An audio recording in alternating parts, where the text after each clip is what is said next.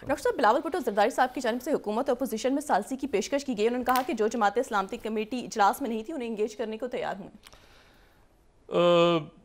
इसमें देखें जी, अब ये बड़ा एक पेचीदा सा मामला है कि इस वक्त कोई किसी के या अपने मसाइल हल करने में कामयाब हो पाता है या नहीं।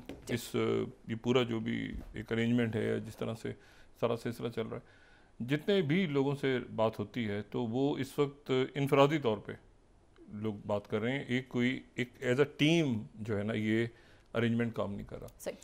और जिसके नतीजे में एक को दूसरे से शिकायत है, उसको से शिकायत है, वो उसके साथ रहता है भी नहीं भी, आगे पीछे दाएं बाएं। तो एक बड़ा अब किसने क्या बात करनी है, कौन जो बड़े इश्यूज हैं उनके ऊपर, एक होता है ना कि एक हुकूमत की पॉलिसी है, तो इस अरेंजमेंट में मुख्तलिफ लोगों की मुख्तलिफ पॉलिसीज़ हैं।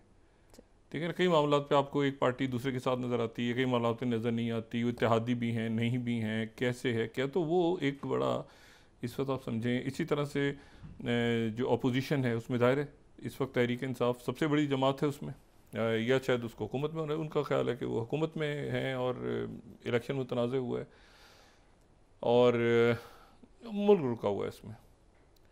और उसमें ये सारी बातें जो है ना, ये बड़ी फ़रोही सी लगती हैं कि जी वो मुलाकात का वक्त नहीं मिला और मुलाकात की इजाज़त नहीं दी गई, और ये ऐसी बातें हैं जो मतलब है कि मतलब अब इन पे कोई क्या तबसरा किया जाए कि एक दिन तारीख होगी, दूसरे दिन नहीं होगी, आज कितने 5 लोग मिलेंगे।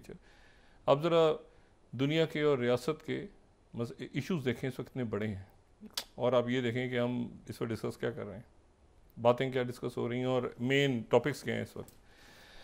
और चीनी के ऊपर बात नहीं कर सकते, वो इस अरेंजमेंट का हिस्सा है। सीमेंट के ऊपर बात नहीं करते, वो इस अरेंजमेंट में बैठे हैं। वो आप ये जो मनी लॉन्ड्रिंग है उस पर बात करना मना है, जो करप्शन हो रही है उस पर बात, मतलब एक अजीब सी चीज़ है। बस सब जो है ना वो बस एक चल रहा है सिलसिला, लेकिन ये कैसे जारी रह सकता है, ये अरेंजमेंट चल सकता है आगे। और रियासत के जो इश्यूज़ हैं सिक्योरिटी से लेके और फॉरेन पॉलिसी से लेके और बाकी जो सूरत हाल डेवलप हो रही है बॉर्डर्स पे, बॉर्डर से दूर बलूचिस्तान में, खैबर पख्तूनख्वा में बहुत इश्यूज़ हैं। मुल्क एक बड़ा मुल्क है पाकिस्तान, मजबूत रियासत है, और उसमें ये इश्यूज़ जो हैं वो उन पर बात करते हुए भी बड़ा अजीब सा लगता है कि ये ख़बर है आज की जो इन पर डिस्कस करना चाहिए। ये ज़रा तारीख़ में थोड़ा सा जाते हैं और चले जाते हैं हम 17 जून 1972, 17 जून 1972। और 5 लोग जो हैं वो ये जो डेमोक्रेटिक पार्टी का जो हेडक्वार्टर है उसमें वो दाखिल हो गए, दरवाज़ा तोड़ के दाखिल हुए। और उस वक्त अमेरिका के जो प्रेसिडेंट हैं वो प्रेसिडेंट निक्सन, और प्रेसिडेंट निक्सन जो है ये दूसरी टर्म उनकी चल रही थी। 68 में जो है वो आए और उसके बाद उनकी सेकंड टर्म स्टार्ट हुई थी। तो ये डेमोक्रेटिक पार्टी जो है वो, इससे पहले वो आइजनहावर के साथ वाइस प्रेसिडेंट भी रहे थे, उन्होंने हिस्सा भी लिया था 60 के इलेक्शंस में, लेकिन वो बात नहीं बनी। तो एक उनके बड़े ज़ाहिर है कि बड़े सीजन पॉलिटिशियन, तो वो उनके वो बहरहाल ये रिपब्लिकन थे, ये रिपब्लिकन। अब इस तरह समझ लेना जैसे जो इस वक्त प्रेसिडेंट ट्रंप है वो रिपब्लिकन है, तो ये रिपब्लिकन थे, वो भी निक्सन। उस वक्त ये हुआ कि 5 लोग दरवाज़ा तोड़ के अंदर दाखिल हो गए, और उसके बाद वो एक हंगामा बपा हो गया, और 2 बड़े मुमताज़, हर कोई जानता है लेकिन ज़रा इसको देख लेते हैं, रिवाइज़ करते हैं ज़रा दोबारा। तो बॉब वुडवर्ड जो वाशिंगटन पोस्ट के उस वक्त एक यंग इन्वेस्टिगेटिव जर्नलिस्ट थे, और उसके साथ जो है वो कार्ल बेंस्टीन। बॉब वुडवर्ड तो अब उनकी 19 किताबें आ चुकी हैं, और अब तक वो एक बहुत आप समझें कि चंद ऐसे लोग जिन्होंने बहुत कुछ लिखा है और बहुत कुछ कहा है, और उनकी कोई किताब आप मिस नहीं कर सकते बॉब वुडवर्ड की। तो 19 किताबें उनकी आ चुकी हैं, उसमें बॉब वुडवर्ड भी थे वाशिंगटन पोस्ट के। उन्होंने जो है बहरहाल ये एक बड़ा स्कैंडल सामने आया जो कि वाटरगेट स्कैंडल बन गया, और वाटरगेट स्कैंडल के तहत जो है फिर वो 19 जून 74 को उस वक्त के जो सदर हैं प्रेसिडेंट निक्सन, उनको इस्तीफ़ा देना पड़ा।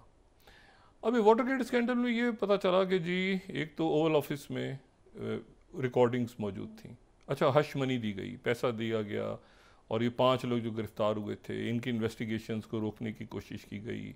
ये जो डेमोक्रेट्स के ऑफिस के ऊपर जो चढ़ाई हुई थी, क्या इसमें पता था नहीं पता था प्रेसिडेंट निक्सन को। बहरहाल एक बहुत बड़ा वहाँ पे सेनेट के सामने लाइव जो है वो सेनेट में आते रहे लोग, पेश होते रहे, कार्रवाई चलती रही, दुनिया देखती रही। आखिर में प्रेसिडेंट निक्सन ने वाटरगेट स्कैंडल के नतीजे में रिज़ाइन कर दिया, और ये 9 अगस्त 1974 को उनका रेजिग्नेशन सामने आ गया। और उसके बाद जो वाइस प्रेसिडेंट थे फोर्ड, उन्होंने ओहदे का हलफ उठा लिया, वो सदर बन गए। अच्छा, अब इसमें जो है ये 1972 में ये एक बड़ा अजीब, अच्छा कई सालों के बाद वो पता चला, वो एक हमेशा कहते रहे कि डीप थ्रोट, बॉब वुडवर्ड कहते रहे मेरी सोर्स डीप थ्रोट है, डीप थ्रोट का नाम दिया बॉब वुड। अब वो डीप थ्रोट कौन है कौन नहीं है, कौन था, क्या था, कैसे था, वो जनाब FBI भी लगी रही पीछे, CIA भी लगी रही, प्रेसिडेंट के ख़िलाफ़ कैसे हुआ क्या हुआ। कई सालों के बाद जो है वो मार्क फेल्स जो हैं वो एक FBI के एक सीनियर ऑफिसर, उन्होंने, उनका नाम सामने आया कई दहाइयों के बाद कि वो असल में डीप थ्रोट थे, FBI के ऑफिसर थे जिन्होंने ये ख़बर जो है ये बॉब वुडवर्ड को दी थी।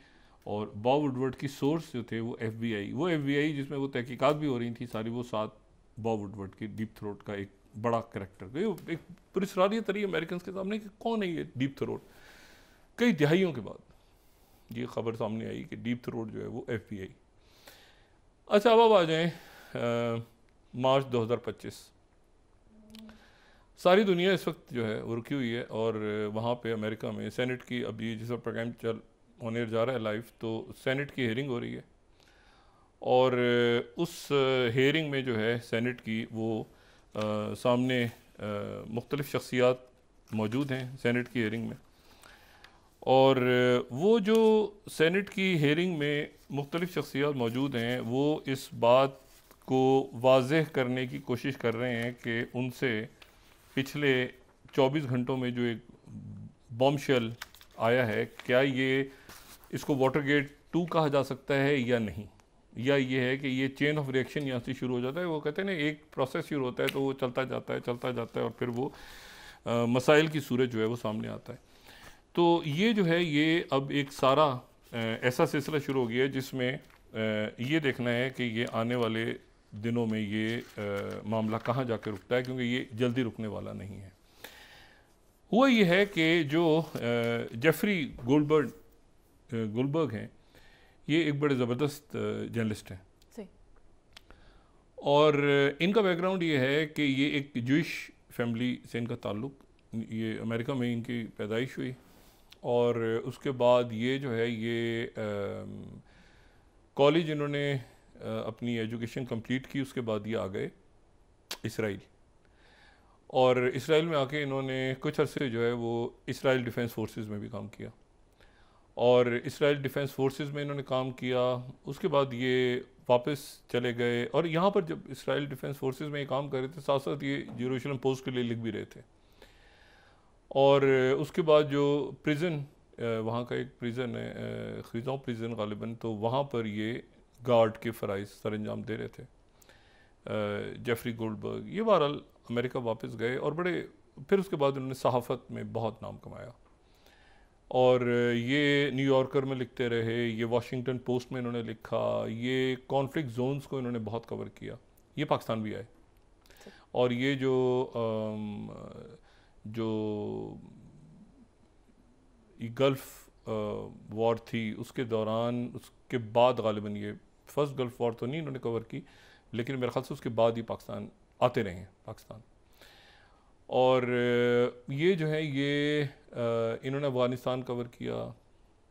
अच्छा, इनके जो है ये हिज़्बुल्लाह के जो लोग हैं उन तक भी इनकी एक्सेस थी, मतलब इन्होंने बड़ा नाम अपना कमाया, क्योंकि इनका जो फोकस है वो मिडल ईस्ट रहा ज़्यादातर।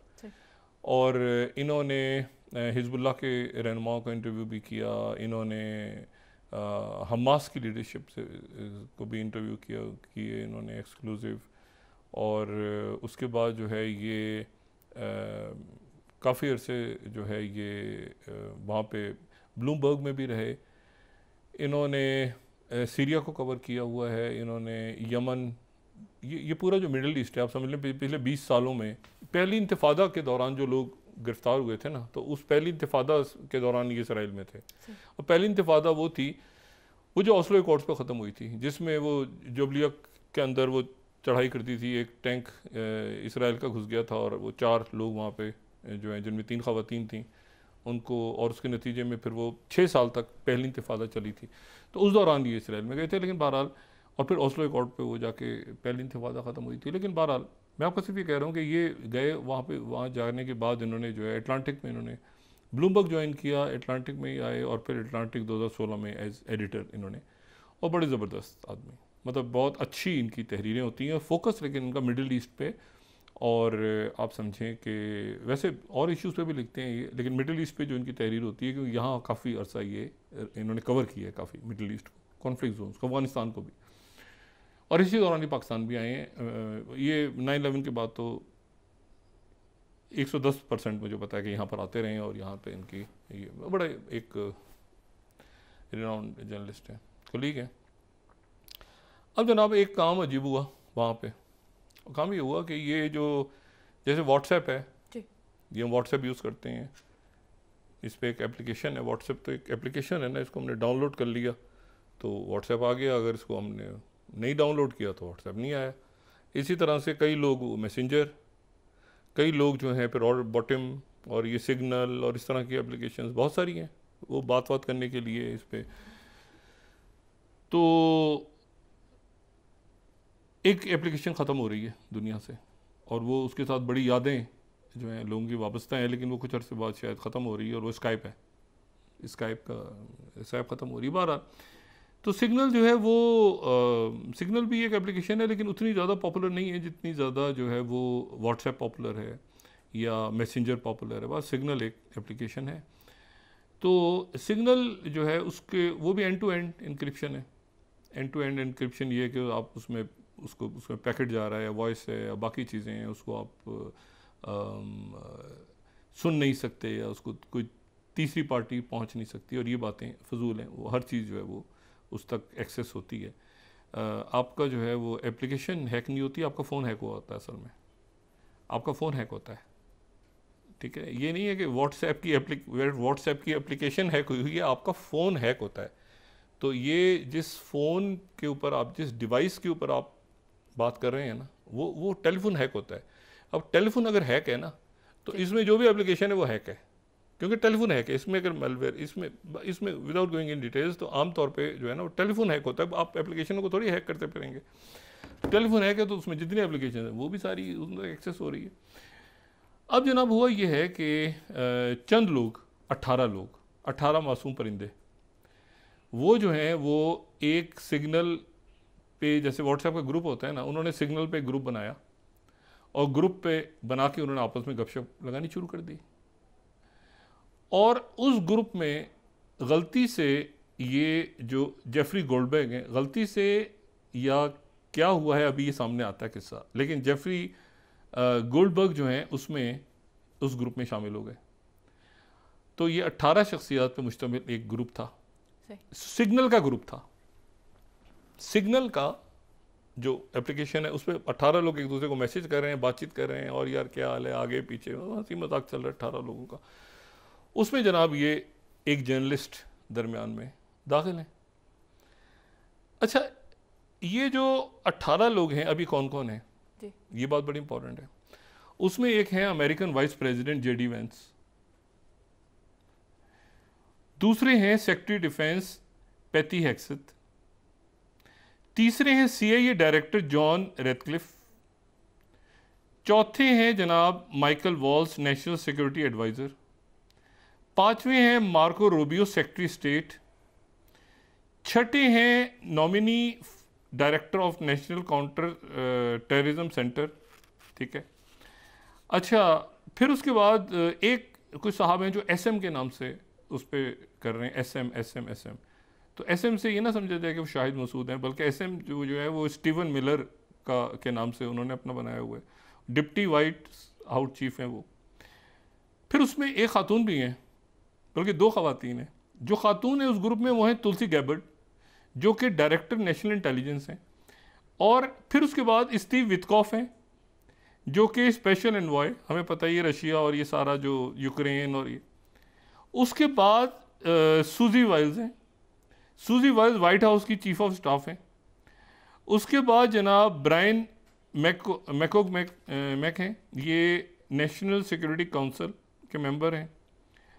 अच्छा, फिर उसके बाद जो है वो टिमोथी हॉथ हैं, air defence general and director of national security agency. Cash Patel के हवाले से बात चल रही थी, लेकिन उनका कहना है कि मैं नहीं हूँ। और जेफरी क्रुच जो हैं, जो एयर फोर्स के लेफ्टिनेंट जनरल और director of defence national intelligence है, उनका कहना है कि मैं भी हूँ नहीं हूँ अभी। ये बहरहाल ये ग्रुप में आपस में चैट कर रहे हैं सिग्नल पे, और गलती से जर्नलिस्ट इसमें ऐड हो गया। अब इनकी जो गपशप चल रही है आपस में, इनको नहीं पता इस ग्रुप के अंदर एक जर्नलिस्ट ऐड हुआ है। वो जर्नलिस्ट जो ऐड हुआ है, उस जर्नलिस्ट को जिसने ऐड किया वो है नेशनल सिक्योरिटी एडवाइज़र माइक वॉल, जो है वो नेशनल सिक्योरिटी एडवाइज़र हैं। उन्होंने सिग्नल के ग्रुप चैट में उनको ऐड कर लिया। अब जनाब वो सुनते रहे इनकी गपशप सुनते रहे। और उसके बाद अटलांटिक में, ये एडिटर इन चीफ अटलांटिक है, उन्होंने एक बॉम्ब चला दिया अटलांटिक के अंदर, और वो है हमारी फर्स्ट स्लाइड। वो कहते हैं कि the Trump administration accidentally text meets war plans, के जो फर्स्ट स्लाइड के ट्रंप इंतज़ामिया ने गलती से मुझे अपने वॉर प्लान्स भेज दिए कि वो क्या सोच रहे हैं जंगों के बारे में, मुझे टेक्स्ट कर दिया।